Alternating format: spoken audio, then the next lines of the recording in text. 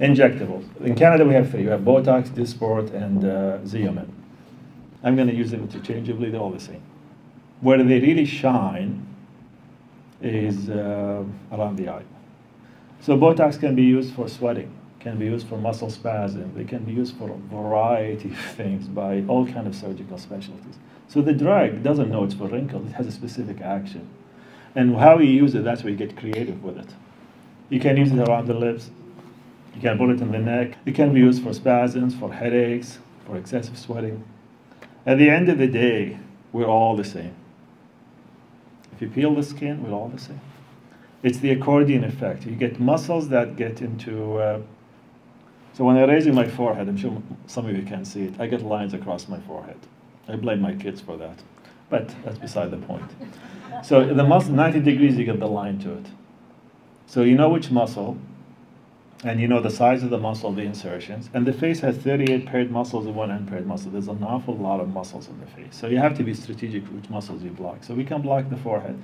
And remarkably, this whole big muscles require probably 1/4 the dose just to block the muscles between the eyebrows. Very powerful muscle there. And we get muscles around the eyes, but you can't block all of it because you get this muscle, which makes you drooping of your lips. So you have to be careful with it. So he said, I don't want any lines in my forehead. Nicole Kidman did this for a while. I personally don't like that. I think you should have some expression. You should be able to yell at the kids and be angry and all that stuff. But some people love it, have a completely smooth forehead. Some people just want to weaken it. You put enough Botox, you can completely smooth the forehead. The advantage for being trained in it and doing all the surgeries on it, these are 3 foreheads. Different patterns. Different configurations to them, different muscle strength. You cannot treat all of them with the same dose, the same frequency, and the same locations. You have to individualize it. Otherwise, you're just wasting. Like this person putting anti-Botox in the center, there's just no muscle there. What's the point in trying to block something that doesn't exist? There's no point in that. So you're wasting product, you're putting too much product. So you have to be, this cost to it, so you have to be vigilant what your patient is actually paying for. Very, very strong muscles. You can have multiple 11 lines, makes you look angry, less happy, and you can actually smooth it out for you.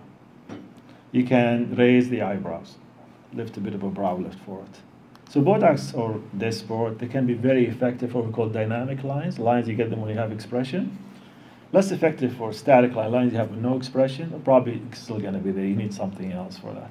But something is used very often, and it can be quite a nice complement to you. In many ways, honestly, Botox for the forehead works as well, if not better than surgery. It doesn't last as long as surgery, but you don't have to have all the other stuff that goes with the surgery.